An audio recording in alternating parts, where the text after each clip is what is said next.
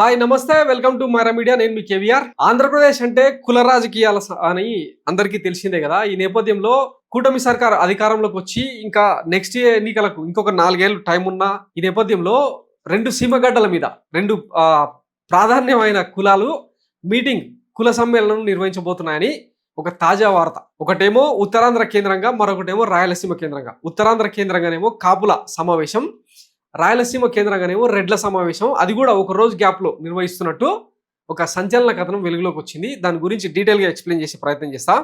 AP రాజకీయాల్లో అత్యంత కీలక పరిణామం జూన్ 30వ తేదీ, జూలై 1వ తేదీ. అవును, యాదృచ్ఛికమో ఏమో 2 మీటింగ్స్ ఒకే రోజు గ్యాప్లో జరుగుతున్నాయి. ఈ 2 మీటింగ్స్ అత్యంత రహస్యంగా జరుగుతున్నాయి.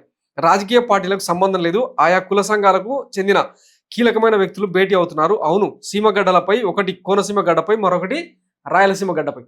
గత ఎన్నికల్లో ఒకసారి మనం రిమైండ్ చేసుకుంటే కాపులంతా పవన్ కళ్యాణ్ చూసి 100% స్ట్రైక్ రేటుతో ఆయనకు 20 సీట్లకి 21 సీట్లు ఎట్లా గెలిపించారో, అలాగే టీడీపీకి ఒక్క ఓటు కూడా చీలకుండా కాపులంతా ఏకతాటి మీదకి వచ్చి వన్ స్టాండ్ మీద నిలబడి పవన్ కళ్యాణ్ నమ్మి ఎట్లా ఓటేయించారో చూసిరు కదా.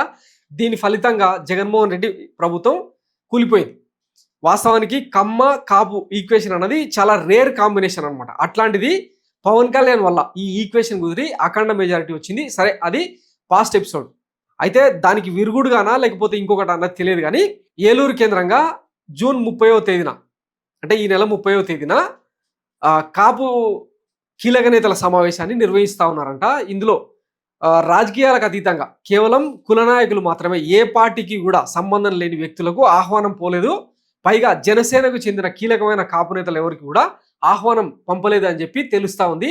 అసలు దీని అవుట్పుట్ ఏందన్నది జూన్ 30 గడిస్తే కానీ చెప్పలేము అనమాట. అయితే ఇది కేవలం ఓటింగ్ కోసమా, రాజకీయాల కోసం అన్నది కూడా ఇంకా తేలలేదు. కానీ వచ్చే సార్వత్రిక ఎన్నికల లేదంటే జమిలీ ఎన్నికల అన్నది తెలియదు. కానీ ఇప్పటికే కాపు సామాజిక వర్గం ఎట్లాంటి ఇబ్బందులు ఎదుర్కొంటా ఉందో, పవన్ కళ్యాణ్ను క్యాబినెట్లో చేర్చుకొని ఆయనను ఉప ముఖ్యమంత్రిగా చేసినా కూడా కాపు సామాజిక వర్గానికి సరైన ప్రాధాన్యత దక్కలేదన్నది రీసెంట్గా వినిపిస్తున్న వాదన. దాంతో కాపు సామాజిక వర్గం మొత్తం రోడ్డు మీదకి వచ్చి కాపు వర్గీకరణకు సంబంధించిన అంశాలు కావచ్చు, కాపు నేస్తం ఇట్లాంటి పథకాల గురించి పెద్ద ఎత్తున ఆందోళనకు దిగాలని డిసైడ్ చేసుకున్న సంగతి తెలిసిందే కదా.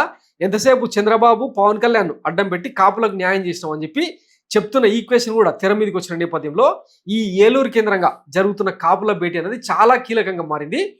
ఇది ఒక అంశం. అయితే మరోవైపు రాయలసీమ గడ్డ వేదికగా, ముఖ్యంగా రాజంపేట వేదికగా ఒక గెస్ట్ హౌస్లో రెడ్డి సామాజిక వర్గానికి చెందిన కీలకమైన నేత ఈ సమావేశాన్ని ఏర్పాటు చేస్తున్నట్టు తెలుస్తూ ఉంది. ఈ సమావేశానికి 70 నుంచి 100 మంది కీలకమైన రెడ్డి నేతలకు పిలుపు అందినట్టు తెలుస్తూ ఉంది.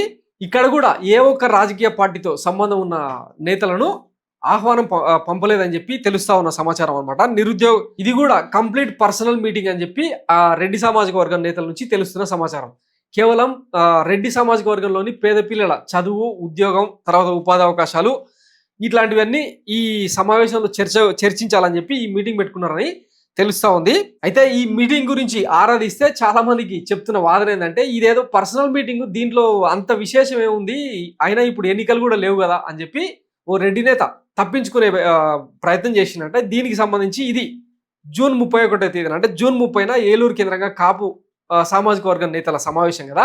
జూన్ 31వ తేదీన ఈ మీటింగు, జూలై 1వ తేదీన కాపు మీటింగ్ జూన్ 30న జరుగుతుంది కదా ఏలూరు కేంద్రంగా. దాని తర్వాత రోజు జూలై 1వ తేదీన రాజంపేటలో ఈ రెడ్డి సామాజిక వర్గం సమావేశం జరుగుతూ ఉందంట. దీని అవుట్పుట్ ఏంది, అక్కడ రాజకీయాలకు సంబంధించిన ఏమైనా సమావేశం లేదంటే ఏమైనా నిర్ణయాలు తీసుకుంటారు అన్నది వేచి చూడాలి. ఒకసారి మనం గమనిస్తే గత ఎన్నికల్లో వైఎస్ జగన్మోహన్ రెడ్డి ఓడిపోవడానికి రెడ్డి సామాజిక వర్గం నేతలందరూ కూడా కినుకు వహించడం, వైసీపీకి ఎవరు కూడా మద్దతునివ్వకపోవడం వల్లనే ఇదంతా వైఎస్ జగన్మోహన్ రెడ్డికి అంత దారుణ పరాజయం ఎదురైందని చాలా సమీకరణాలు ఇంకా వాళ్ళ పోస్ట్ మార్టంలో కూడా తెలియదు కదా. సుమారు 70 నియోజకవర్గాల్లో రెడ్డి సామాజిక వర్గం నేతలు సహకరించకపోవడం వల్ల గెలవాల్సిన సీట్లను కూడా కోల్పోయిందని చెప్పి ఒక కీలక విశ్లేషణ వచ్చిన నేపథ్యంలో ఇప్పుడు ఈ రెడ్డి సామాజిక వర్గం కుల సమ్మేళనం ఏం అవుట్పుట్ ఇవ్వబోతుంది అన్నది కూడా వేచి చూడాలి. దీనికి రాయలసీమలోని 4 జిల్లాలు చిత్తూరు, అనంతపురం, కడప, కర్నూలుతో పాటు నెల్లూరు జిల్లాలోని కీలకమైన రెడ్డి సామాజిక వర్గం నేతలందరూ కూడా ఈ సమావేశంలో పాల్గొనే అవకాశం ఉందని చెప్పి తెలుస్తూ ఉంది. సో జనరల్గానే ఆంధ్రప్రదేశ్ అంటేనే కుల సమ్మేళనం, కుల సమీకరణలు, తర్వాత క్యాస్ట్ ఈక్వేషన్స్ ఇవన్నీ ముడిపడి ఉన్న నేపథ్యంలో ఒక రోజు వ్యవధిలో రెండు కీలక, ఇప్పుడు కాపు సామాజిక వర్గం అంటే జనాభాలోనే అత్యధిక సామాజిక వర్గం, అత్యధిక ప్రభావితం చేయగల రాజకీయాలను శాసించగలిగిన సామాజిక వర్గం అని చెప్పి చెప్తా ఉంటారు కదా. దాంతోపాటు రెడ్డి సామాజిక వర్గం చాలా ఇంచుమించు 100కు పైగా నియోజకవర్గాల్లో వాళ్ళ ప్రాబల్యం ఉంటుంది, వాళ్ళ ఓటింగ్ ప్యాటర్న్ డిఫరెంట్గా ఉంటుంది, అన్ని సామాజిక వర్గాలతో సఖ్యత ఉంటుంది. ఈ నేపథ్యంలో ఎన్నికలను ఈ రెండు సామాజిక వర్గాలు శాసిస్తున్న నేపథ్యంలో ఆంధ్రప్రదేశ్ రాజకీయాల్ని ఈ కుల మీటింగ్లు, కుల సమ్మేళనాలు రాజకీయాలను ఏమైనా ప్రభావితం చేస్తాయా అన్నది జూన్ 30, జూలై 1వ తేదీన జరగబోయే ఈ రెండు కుల సమ్మేళనాలకు సంబంధించిన అవుట్పుట్తో తేలే అవకాశం ఉంది. ఆ రోజు మళ్ళీ మాట్లాడుకునే ప్రయత్నం చేద్దాం.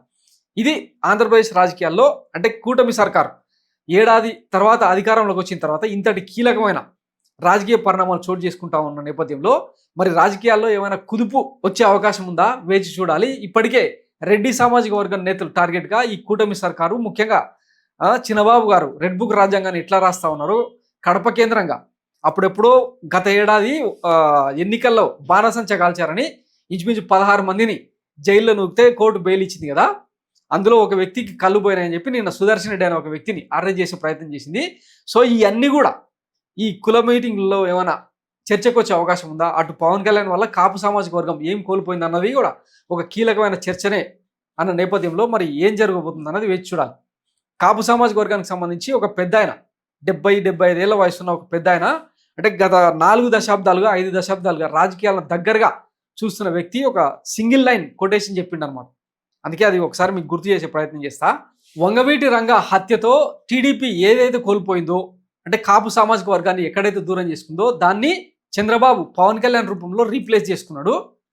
అదే వంగవీటి రంగ కారణంగా కాపు సామాజిక వర్గం తమ ఆత్మగౌరవాన్ని ఎలా కాపాడుకుందో దాన్ని పవన్ కళ్యాణ్ రూపంలో కోల్పోయింది అని చెప్పి సింగిల్ లైన్ కొటేషన్లు చెప్పిండు అనమాట. సో ఈ ఈక్వేషన్ అర్థమైన వాళ్ళకి అర్థం చేసుకున్నంత.